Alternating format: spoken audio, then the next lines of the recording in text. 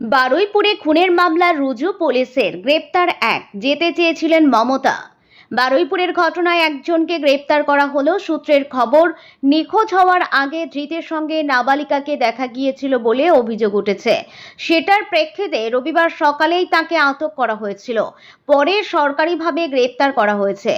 ইতিমধ্যে ওই ঘটনার তদন্তে বিশেষ তদন্তকারী দল গঠন করেছে পুলিশ।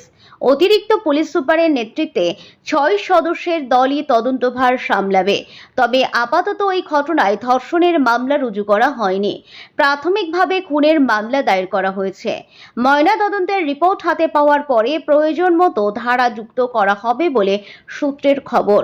পুলিশের তরফে জানানো হয়েছে, অটোপসির রিপোর্ট হাতে পাওয়ার বোঝা যাবে যে কিভাবে নাবালিকাকে খুন করা হয়েছে বা যৌন নিগ্রহের শিকার হয়েছিল কিনা। নাবালিকার পরিবারের তরফে অবশ্য অভিযোগ করা হয়েছে যে মেয়েকে ধর্ষণ করা হয়েছে। ৪ জন তাকে অপহরণ করে নিয়ে যায় বলে অভিযোগ করা হয়েছে পরিবারের তরফে। সংবাদ সংস্থা পিটিআই এর প্রতিবেদন অনুযায়ী এক পুলিশ অফিসার জানিয়েছেন যে বন্ধুর জন্মদিনের জন্য শনিবার বিকালে বাড়ি থেকে বেরিয়ে গিফট কিনতে গিয়েছিল নাবালিকা। তারপর থেকে খোঁজ পাওয়া যাচ্ছিল না। রবিবার সকালে সূর্যপুর হাট এলাকায় একটি পুকুর থেকে দেহ উদ্ধার করা হয়। তারপরে ক্ষোভে ফেটে পড়েন স্থানীয় বাসিন্দারা। নাবালিকার দেহ ঘিরে চলতে থাকে বিক্ষোভ। অভিযুক্তদের গ্রেপ্তারির দাবিতে অবরোধ করা হয় বারুইপুর জয়নগর রাস্তা। জ্বালানো হয় টায়ার, ভাঙচুর চালানো হয় পুলিশের কয়েকটি গাড়িতেও। প্রেসিডেন্সি রেঞ্জের আইজি কঙ্কর প্রসাদ বারুই জানিয়েছেন, নাবালিকার মৃত্যুর ঘটনায় জড়িত থাকার অভিযোগ তুলে এক যুবক পিটিয়ে হত্যা করেছে উত্তেজিত জনতা। অপরাধীদের বিরুদ্ধে কঠোর ব্যবস্থা নেওয়া হবে বলে প্রেসিডেন্সি রেঞ্জের আইজি আশ্বাস দেওয়ার পরে ওঠে অবরোধ।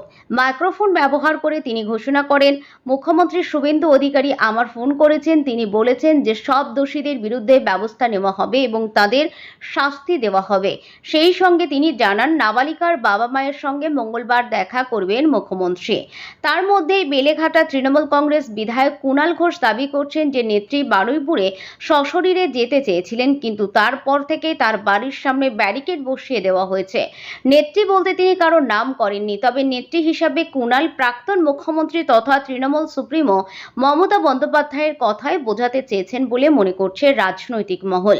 কুণাল দাবি করছেন, বারুইপুরে যেতে চেয়েছিলেন জননেত্রী। খবর পেয়ে তাকে আটকাতে তার বাড়ির সামনে বিরাট পুলিশ বাহিনী, ব্যারিকেড, যাতে নেত্রী এখন বেরোতে না পারেন। সূত্রের খবর, কালও এই ব্যারিকেড থাকবে। পুলিশের তরফে এখনো সরকারিভাবে কিছুই বলা হয়নি, কিন্তু একাধিক সূত্রে বিষয়টি জানাচ্ছে নেত্রী তৈরি হয়ে গিয়েছিলেন। আপাতত